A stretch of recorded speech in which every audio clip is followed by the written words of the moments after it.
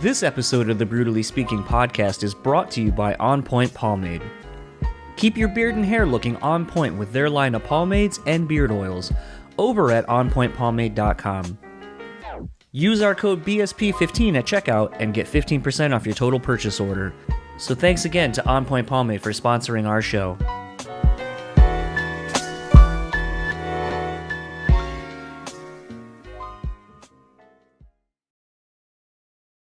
This episode is also sponsored by the Bean Bastard Coffee.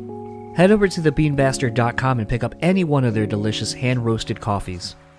Coffee lovers will also enjoy their hand-cut and handmade espresso candles and soaps as well. If you're in the Buffalo, New York area, head to their store located at 448 Elmwood Avenue. And thanks again to the Bean Bastard for supporting this show.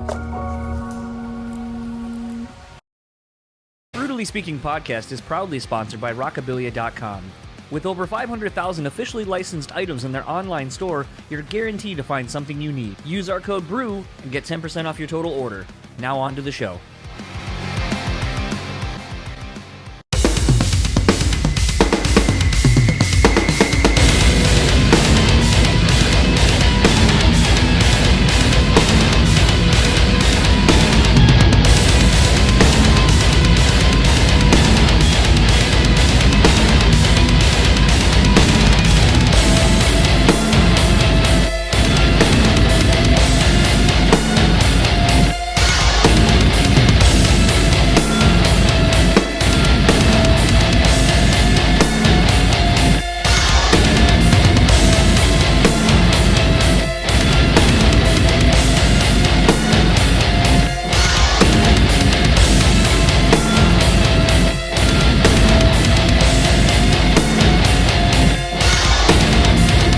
What's up, everybody? Welcome to another episode of the BREWtally Speaking Podcast.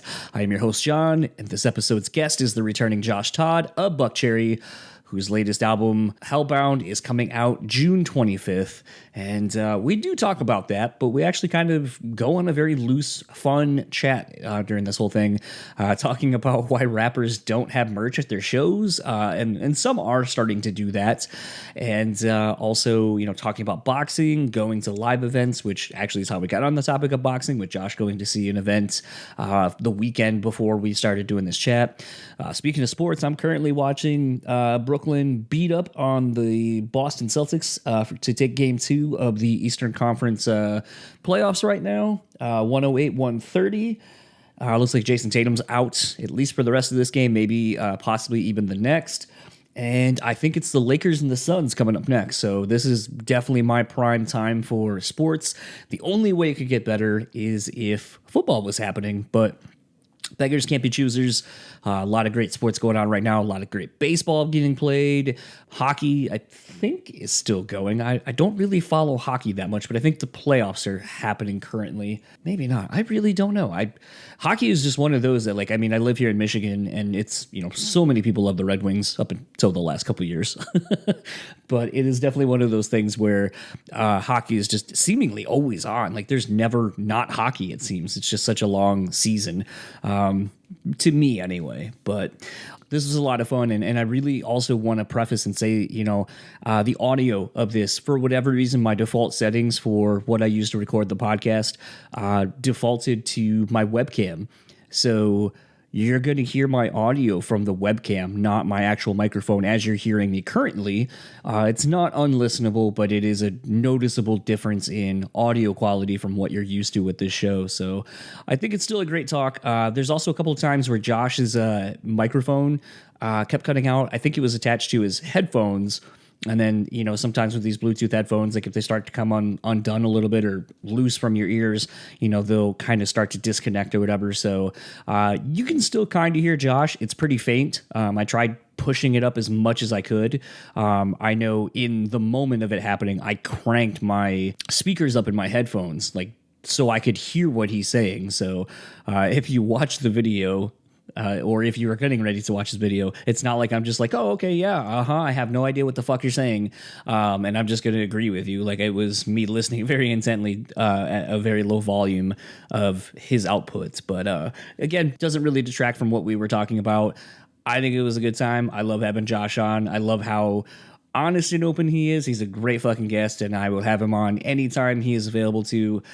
So without further ado, this is my conversation with Josh Todd. I'll talk to you on the other side of it.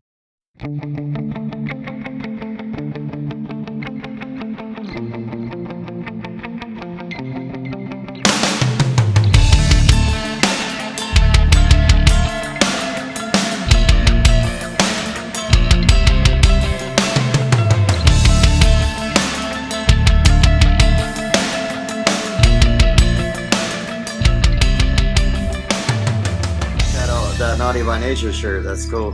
Thank you. It's really fucking weird because, like, I know we had kind of talked last time we did this on the Warpaint tour cycle. I think I was wearing my CB4 shirt, and you were talking about that because you were wearing your Death Row Records shirt underneath your hoodie. Yeah. And it was one of those things, like, off record, we were kind of talking as I was packing up about, just kind of hip hop and, our love of hip hop while also being into rock and metal and all those kind of things.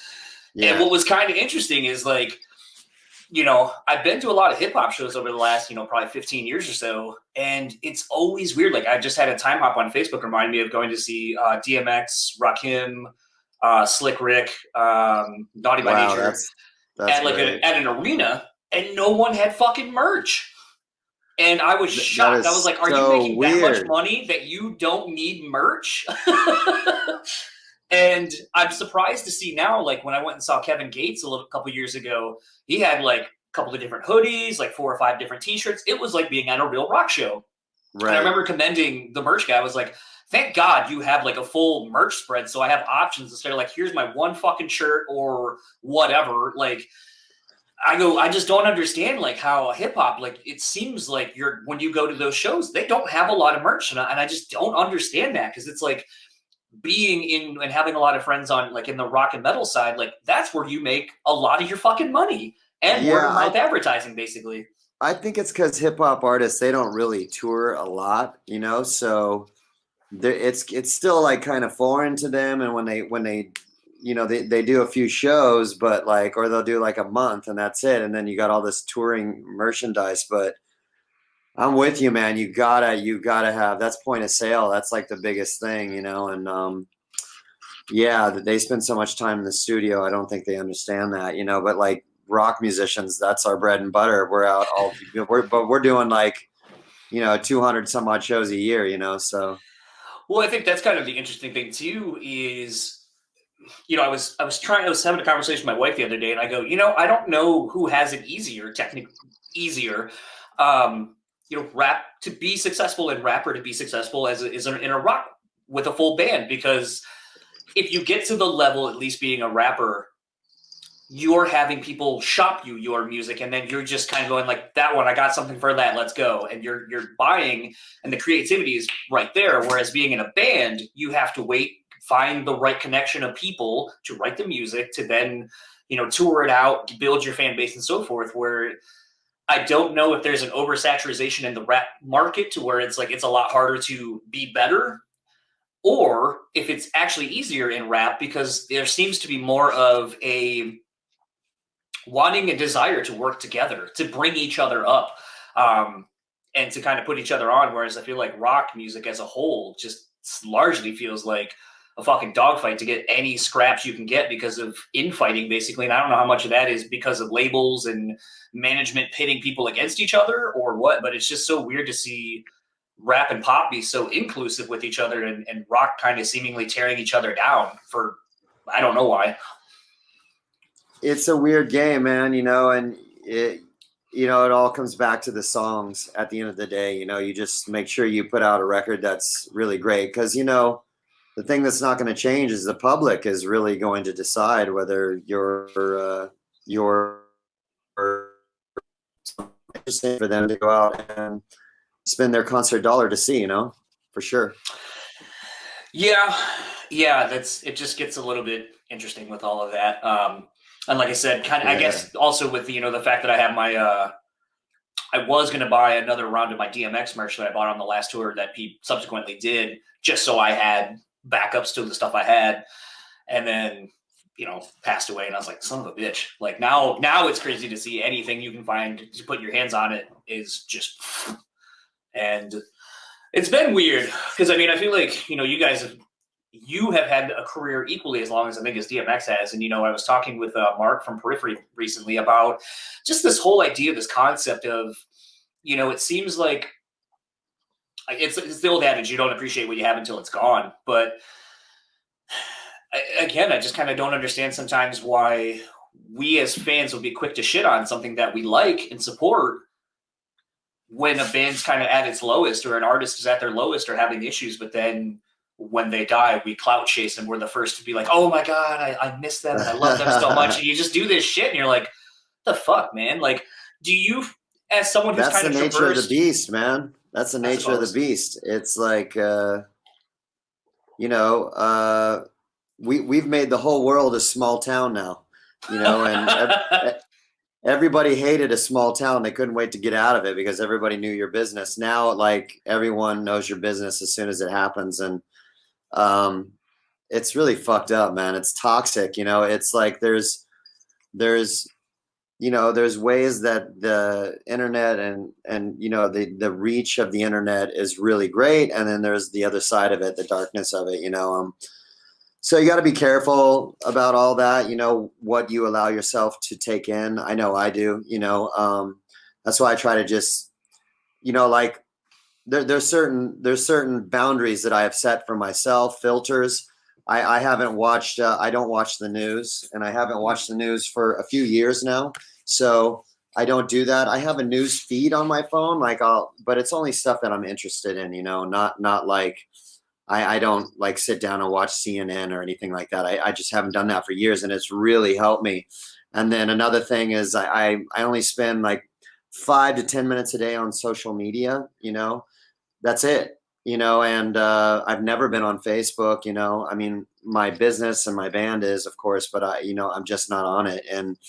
And so I think those things are, they're healthy for me. I don't know about other people, but a lot of people are just constantly seeking, the validation all the time. And that can be a problem, Well, it's interesting because like, I know, no offense, but I know like you're older than I am, and I'm in almost 40 at this point. And it's one of those things where like, I'm kind of that last generation that remembers what shit was like before social media and the internet was just kind of starting to come out. Like I saw a payphone the other day and I was talking about calling cards to somebody or long distance calling. And we had all those. Shit, it's like that shit doesn't exist anymore. And it's a thing where when I think back to life before the internet and all these kind of things, I feel like I'm in this weird pocket of a generation where basically it's like, I have a little bit of a tougher skin because, people said horrible things to me, made fun of me. I was bullied and shit. You just kind of learn to get over it, and you learn how to get some self-esteem, and you learn how to, like, sometimes those things don't fucking matter. And like, there's probably something wrong with that person. And that's why they just say hateful shit to you. Absolutely. But it also is a thing too, where, I know someone like yourself, probably, like you said, like if I'm not interested in it, I don't look at it. And I feel like that's a thing that we just don't do anymore. Like, people actively seek out something to get offended by, and they go, I'm offended that I found this. And you're like, but you looked for it. Like, what were you expecting? And, I've noticed on your socials, you're pretty inactive on it. Like, I noticed you posted about going to see that Caleb Plant fight about a week ago at this point. And, so at this point, I just went to San Antonio recently and went to a Spurs game. And it was like one of the first things I've done at like an event like that since the pandemic's kind of happened. And I was going to ask you, is that one of the first events you've gone to since all of this has happened? And how did you feel about it? It is. And I had such a good time. I was in Carson, California. I'm a huge boxing fan. And me and a couple of my friends, we went there at literally 2 p.m. and we watched all the preliminary fights before the telecast. We were there for hours, and it was just so nice just to be out. And I love the sweet science of boxing. It's like, I used to go to a lot of live fights, and boxing fans are just really cool. And everybody's humble, and you can talk to everybody, even the fighters. They're in the hurt game, so like they only get their little moment of glory with people when they're out of the gym for so long. So they're very personable and friendly, and And so it's just it's a warm atmosphere and very cool, you know. So I really enjoy doing that, and it was nice to get out for sure. Did you have any? I know when I was at the Spurs game, I was pleasantly surprised at how well they executed the making sure like you have to download an app beforehand, fill out a questionnaire, and you have to like show that you fill it out before you got into the stadium.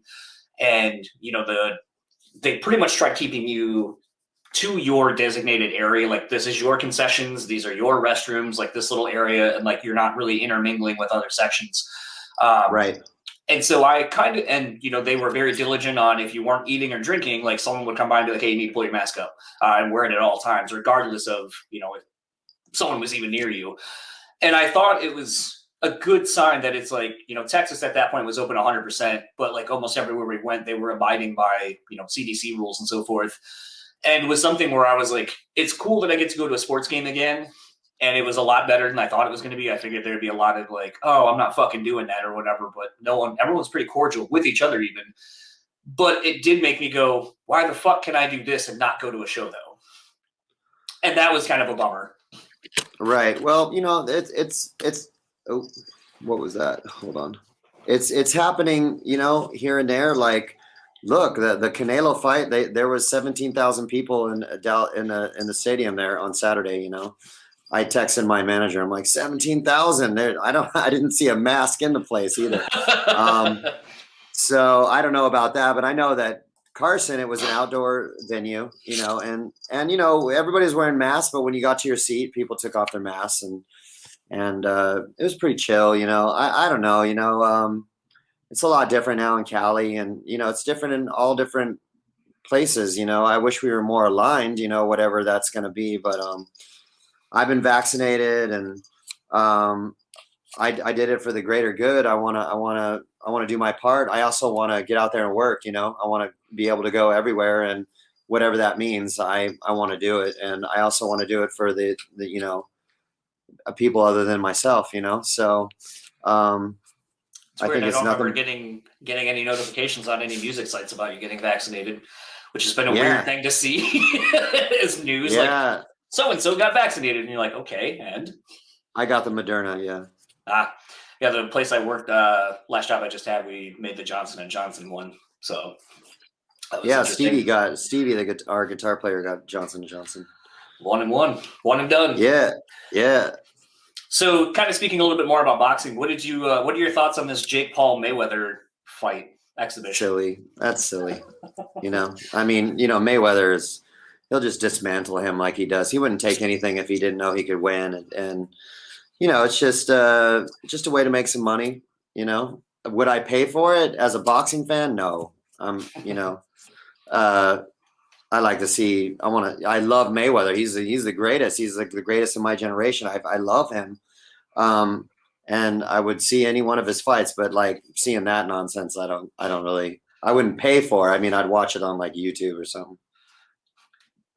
Should be where it goes. Should be on Jake Paul's YouTube channel for free. Did you catch the Tyson Jones Jr.? Speaking of, because those were like two of like my favorites growing up, were Tyson and Jones Jr. Yeah. I love Roy Jones Jr. I mean, he's brought me so much joy. Both those guys, Tyson as well. You know, I didn't get the pay-per-view, but I saw the fight afterward. What were your thoughts on it? Because it seems like that's kind of where boxing's kind of going now with some of these people who can't technically get sanctioned or whatever. They do these exhibitions now. I'm happy that those guys can go out and make some money if that's what they need to do. You know, I do get a little concerned for their health, you know, because they are older men. You know, I couldn't imagine going in there and having that type of head trauma at that age. You know, it's a lot. And so for that reason, I get concerned for them. But, you know, they're warriors, and we love them. And you know, so we want to see the fight, of course, you know, but I'm also concerned about their health. Hope they're even smart. But I mean, once you get in that ring, you got to that's it. You got to get it, you know. It's a war. Kind of switching gears a little bit to more of why you're actually here to talk about your upcoming record, Hellbound, which is out June 25th via Roundhill Music. Yes. You know, I kind of don't necessarily. Such a great record. It is. It's very good. I've thoroughly enjoyed having it over the last week. Thank How you. much of the record was written over like during the quarantine, or how much was this kind of taking shape even before that? The whole record was written before the quarantine. I Okay. mean, during the quarantine. Okay. You know, we had released a record called Warpaint in 2019, really good record as well, and we did like 154 shows on Warpaint in 2019, and then we were going to continue to tour on it because we tour a lot on records, and then, you know, everything started happening. It was like, you know, 1 month would go away of shows, and we're like, fuck, you know, and then we'd just be sitting there, you know, patiently waiting, and then we're like, is April going away? And they're like, yep, April's going away. And then, you know, so on and so forth. And so I got with our team, you know, my manager and Stevie, and we just started talking in the band and said, we got to utilize this time wisely and make like a really great record. Because by the time the dust settles, it's going to be a couple years, you know, since the last record. So that's what we did. We just hunkered down, and you know, it was really great to have something to really focus on, because getting a record together is a long process, and we spent over a couple of months writing. You know, Stevie and I wrote 22 songs for this record. It's a 10-song record, and then right at the end, our label goes, you know, Marty Fredrickson, who we've worked with in the past and co-wrote songs with, and he produced records. He said, why don't you guys go to Nashville for a week and just write with Marty for a week? And we're like, yeah, let's do it. So at that point, we had been, the songwriting muscle was strong with us. We were writing a lot of songs. So it was a great time to go. And, you know, he's always writing songs, and he's super, super talented guy. And we just really enjoy being with him. And when we're with him, it's like the sixth band member. You know, he knows exactly what's great about this band and how, you know, the strengths and weaknesses and what to bring out in us. And so we got in a room, and we literally got the hotel up the street. So we're like a half a mile away from the studio. Mm-hmm. And for 5 days, we wrote 6 songs. Wow. And all 6 of them made the record. That's how good they were. Literally, I got there, I would go record vocals in the morning, 2 hours. Then I'd come back to the hotel and wait. And then Stevie and Marty would send me an instrumental track around 4 or 5 in the afternoon. And then I would write all night until it was done for me, you know, and then I'd go to bed and get up and record the vocals to that song, and then so on and so forth. And it was crazy, you know, and it was so fun. I love to be in a pressure situation like that. I love what it brings out in all of us, because we were just like, we got to bring our A game, and that's it. You know, these got to be the greatest songs we've written, you know? And so I told Marty, I was like, after that, I want to write a whole record in 2 weeks, just from nothing. We come in and we write it around the clock, no days off until it's done. You know, and he's like, okay, but you know, I can tell he's like, we gotta take a day off. It's kind of funny.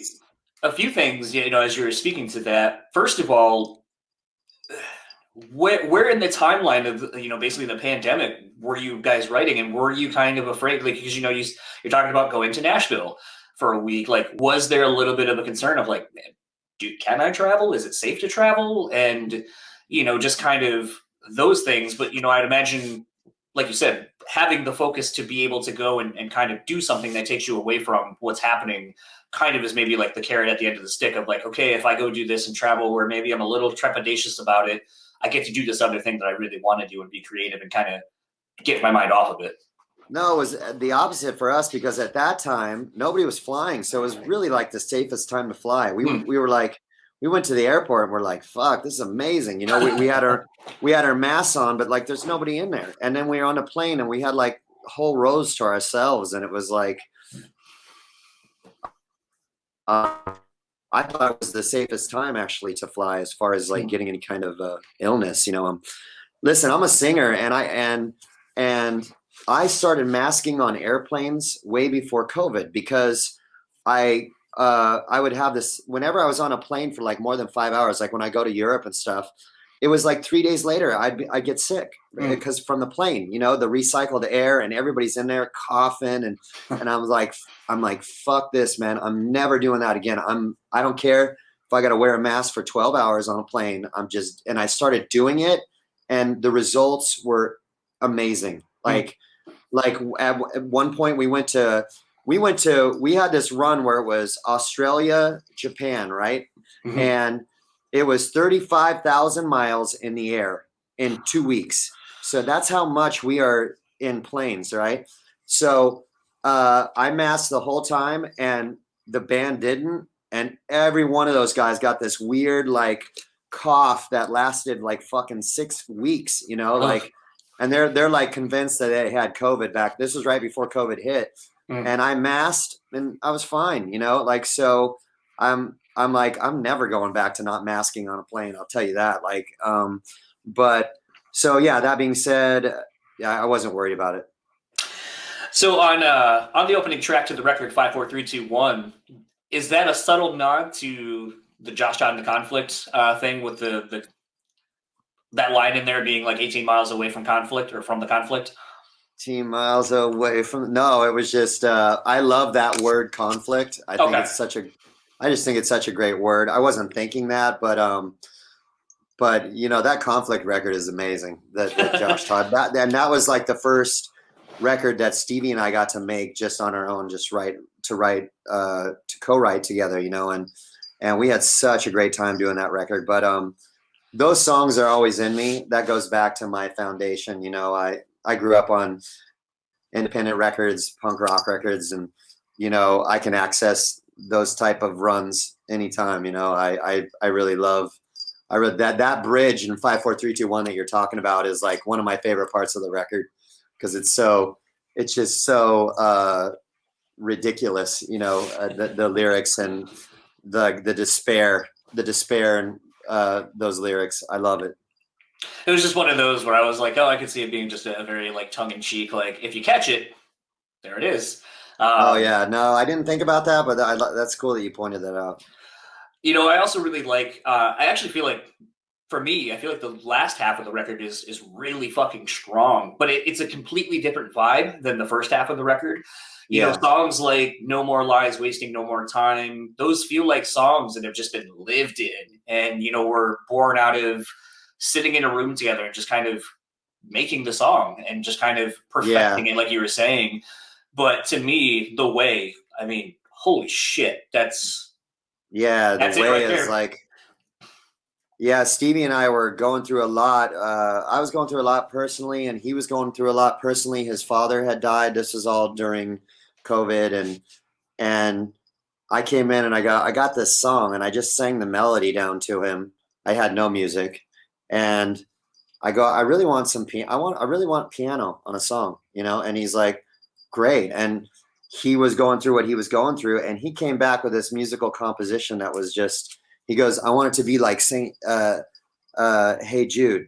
And I go, awesome, let's do it. You know, and I got this and I was like, this is amazing. And I just felt like at that point that I had to bring my A game because he did such a great job. You know, I started it in one place and then he brought it to a whole new level. And so, after we got done with that, we were like, this is probably one of the coolest, like, ballady type songs that we have ever written, you know, for sure.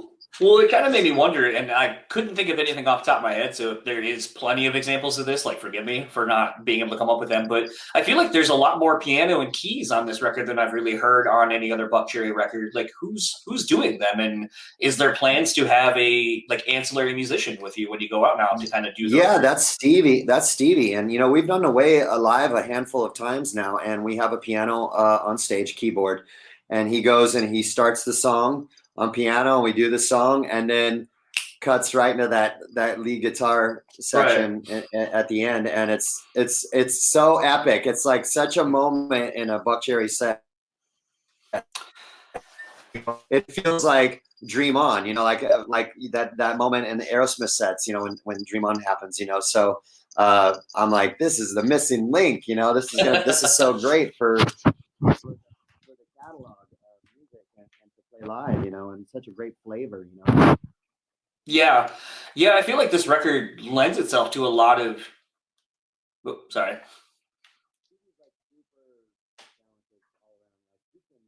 He can sing really well. Mm. He's got like perfect pitch. He can like hear something and hear like a melody on the radio and then sing it like perfect pitch. And I hate him for that. Like he can do that. He can play the piano as well. I mean, he's not like as he's a great, amazing guitar player, but like that's his first instrument. But he can play piano. He played harmonica on Gun. That's Stevie. Mm. You Okay. know. You're cutting out just a little bit. I don't know if you like have something over your microphone or something. Can you hear me now? Yep. Now I can hear Let me you. make sure I have a thing where I can check my internet. Like, No, it almost is like one of those things where like either you're like something was like if you're wearing like Bluetooth or AirPods or whatever. Like sometimes when they're like almost on the verge of coming out, like it sounds like they're disconnecting, sort of. But you're good now. They're really in now. It's kind of funny, like talking about how, like the classic rock, the of Aerosmith and so forth. Like even as you brought up the harmonica thing, I was thinking going back to like when my dad would play Blackfoot and what is it, Train with that harmonica fucking part in it. Yeah. And I was just like, man, this like just feels like a great classic rock record to me. And it's one of those like I feel like there's not. So I've made the comment a lot to friends and music friends when we have like these conversations about, classic bands and so forth. And something I always say is like, why do we go back to the Aerosmiths, the Steve Millers, the Kisses and all this kind of stuff? What happened and why do we only focus on like those? Like, why are Elton John songs always going to be timeless? Why are Journey songs always timeless? Like, where are those other bands that are going to like from when they basically stopped making those hits? Where are the other bands that are going to be doing it? And the only one I've really ever come up with that I think kind of carried that same kind of torch for like just classic songs that have endured since they've come out, it was Foo Fighters, really. But I also don't know why that's not continued. Like, why hasn't there been another band that's been able to kind of do a classic rock kind of sound and continue on and have long lasting songs? Is it because fans just don't want it anymore? Or like, I don't know.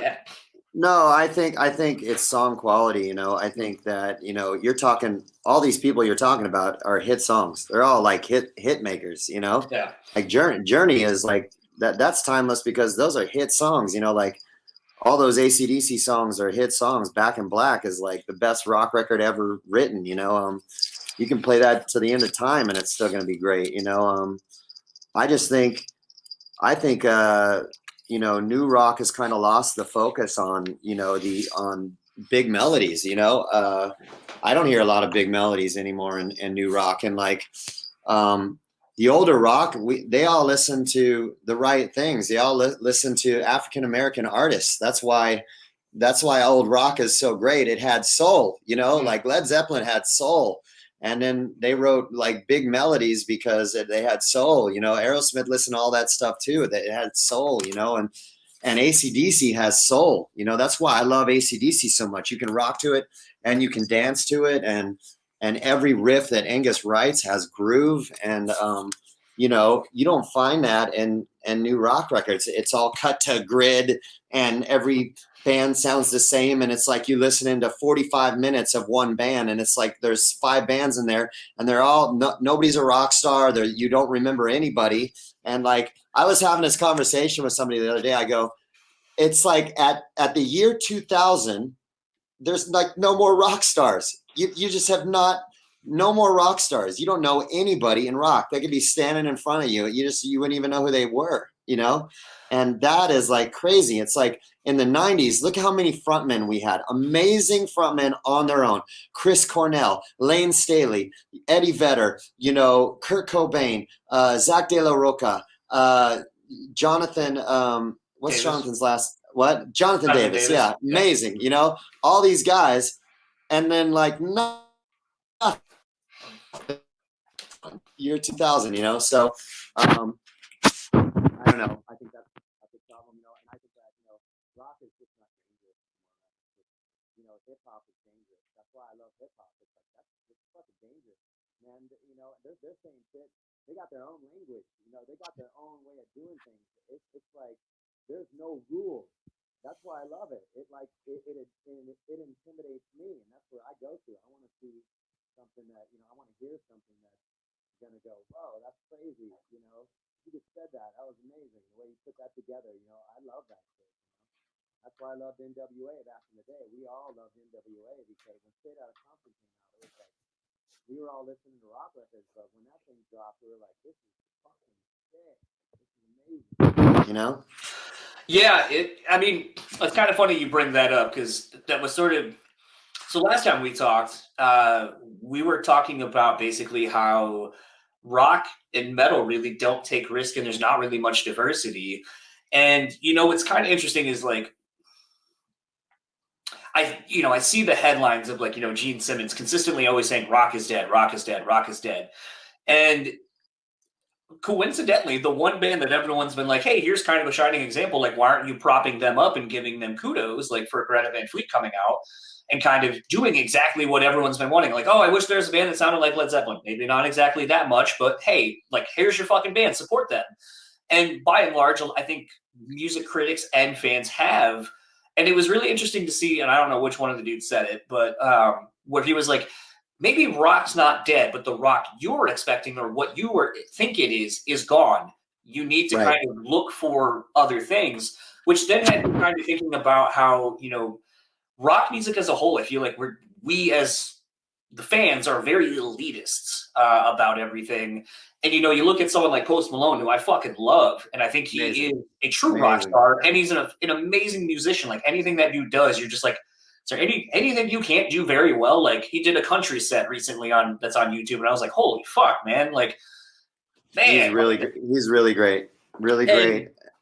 Yeah, but I was going to say, it's just one of those, like, where I just wonder, if people aren't willing to, that were deemed the rock stars, like you're saying, like it's been, decades basically since we've really seen the true rock star.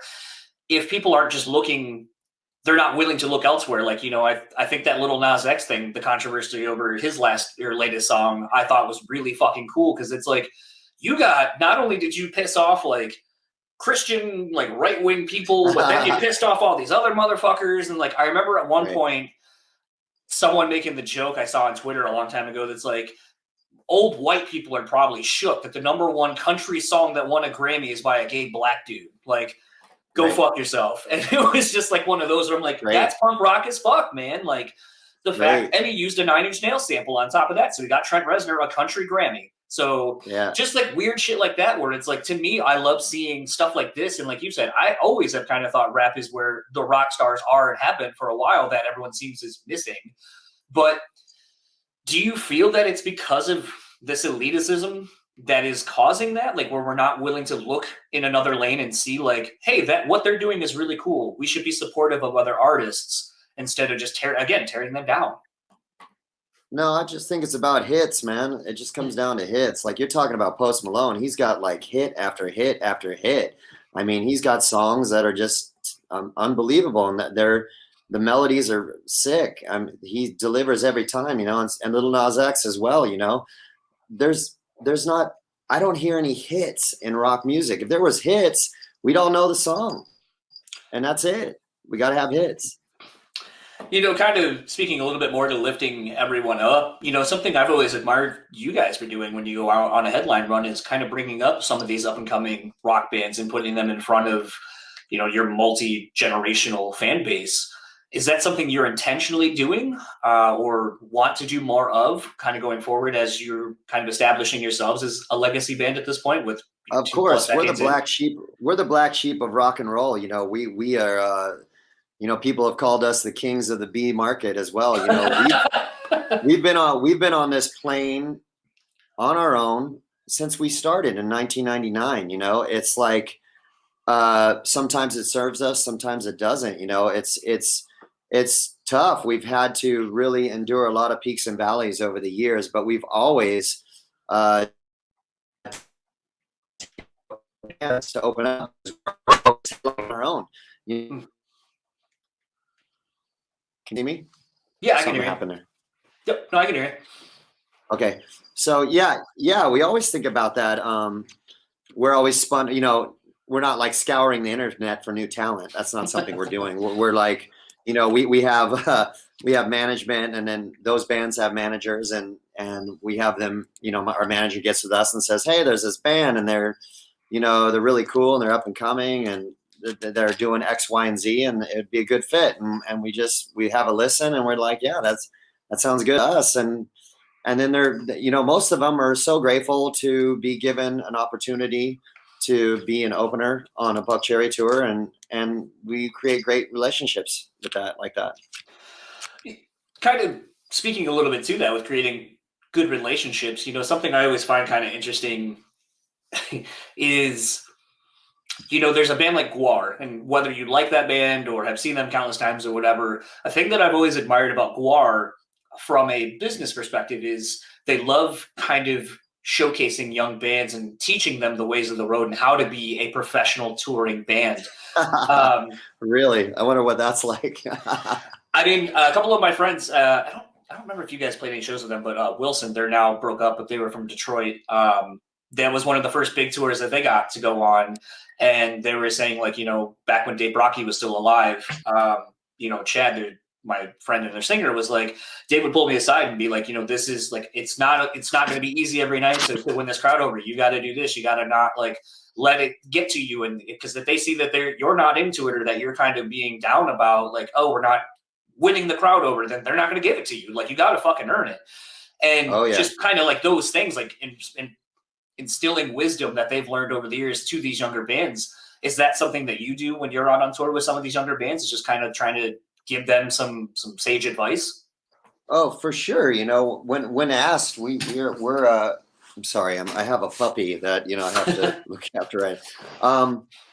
We give up, you know, we're an open book, you know, you just, when we get down and talk to guys, and, you know, tours are, you kind of feeling everybody out at the beginning of a tour. You don't know who's what, you don't know who's a kook and may not be weird or whatever. And you feel everybody out, and days go on, and you start getting closer to certain individuals and start taking notice. And then you'll come out and like watch a few songs from them, and you just kind of ease into it, because, you know, we've also had experiences where, you know, musicians can be real dicks. You know, there's a lot of jerk off musicians. So, you know, you just have to be careful, and you know, those who really are ambitious and want to learn and are respectful. You know what I mean? That when we were coming out, we were super respectful of everybody, of the band, the crew, every situation we went into. We were just so grateful to be there, and we wanted to learn. And, you know, just tell us what to do. If you guys want to, if we can be side stage, great. If we're not, no big deal, you know, or if we can talk with the guys or meet with the guys, you know, the bigger bands, that would be great too. And it always worked out to where, like, you know, we got to hang out with a lot of our heroes, you know, and absorb the information. And we do that a lot with baby bands all the time. What's one of the best pieces of advice you've gotten from a band that you looked up to when you finally got to tour with them? I think, you know, when we were first in Europe, we never been to Europe, and we got the opening slot of the Kiss tour because we had the same manager, and that was an incredible learning experience, because we'd never been in an arena rock stage. And I think what I got the most out of that is, hold on, come here, buddy. Come here. I don't want him. He's getting like he's gonna go to the bathroom, and I don't want to. You know, I think what Gene and Paul really instilled in us during that time was consistency. You know, you got to be really consistent night to night. You know, and watching them, they were so consistent. You know, they had the same set every night, or no, they did change it up, but like they were so consistent, and they had their rap with the audience in between songs. They kept everybody engaged. It was like this whole amazing production, you know? And so that's what I learned from the get-go. It's like, I just wanted to be as good as I could be night to night with everything that you're dealing with, you know, on tour, you know, and that's when I became really regimented on my routine. Kind of last question for you, because like I said, hey, you got a puppy that you got to deal with, and I know you got some other interviews behind me, but knowing your He's a propensity. cutie. You want to see the puppy? Absolutely. This is our little guy who just came into our life, is keeping us really busy. This is Lion. Say hi. Look, he's got a blue eye, here, blue eye and a brown eye. He like both. I love him so much, but he is a handful. Yeah, we got a quarantine puppy. Yeah, he's keeping us real busy. I had to put my dog that I had for like 12 years down on New Year's Day last year, which sucked. So know all about getting another puppy, and you're like, fuck, I forgot how terrible this is. At times. It's a lot of work. It is a lot of work. But knowing your propensity for constantly writing, as you were talking about earlier, with this past year of not touring, will we see another spray gun war, or even maybe another more conflict material in the future? Yeah, it's all depends on, like, we're just taking this one day at a time. We're still dealing with a lot of stuff, with COVID, and we can only be in the States right now, and we want to, book international, and international is still, they don't have the vaccines like we have, so there's still a lot of challenges, we're facing, and so we just really got to take it one day at a time. Right now, I'm just so focused on Hellbound. It drops June 25th. It's amazing. You can pre-order it right now and get the song So Hot. We're dropping a second single here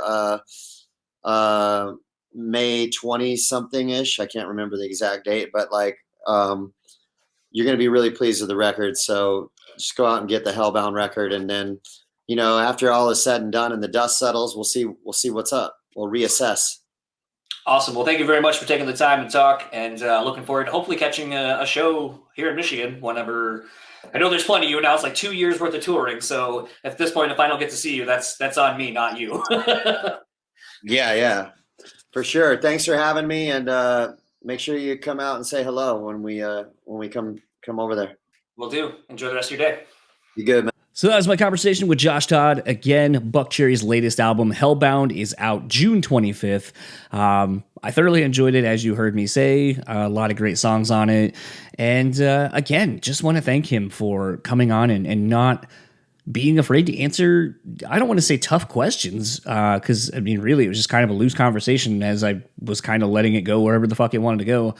But just not being afraid to say real shit. I mean, the whole thing about how rock doesn't have like hits, like big hits. Like, when we were talking about like, why are bands like Journey and AC/DC, like, why do we still listen to them and why do we still hold them in such a high regard? And more to the point, why hasn't there been a band that's really come along and done what these bands have done? Is it because, we as fans just aren't as into the music as we were? There's more options, like, what is it? And, he's just straight up was like, because, I mean, people aren't writing hits like that anymore. Even listening back to this, just to kind of, I edited some stuff out of the front and toward the end, when we were done actually chatting. But it was one of those, like, where I've really thought about that the last little bit. And I've been listening to a lot more newer music and just kind of really thinking about, like, man, like, yeah, this is a big fucking hit. Like, it's great songwriting. And, we're just not, I guess to a degree, we're just not hearing that, at least not in rock. Like, I know a lot of people will probably point their finger at a lot of different bands, but, a friend of mine was actually sent me a song and he was like, listen to this and tell me what it sounds like to you. And I'm not going to mention the band, but it sounded exactly like a Five Finger Death Punch song, like down to the arrangement, down to how the guitars sounded, like literally everything.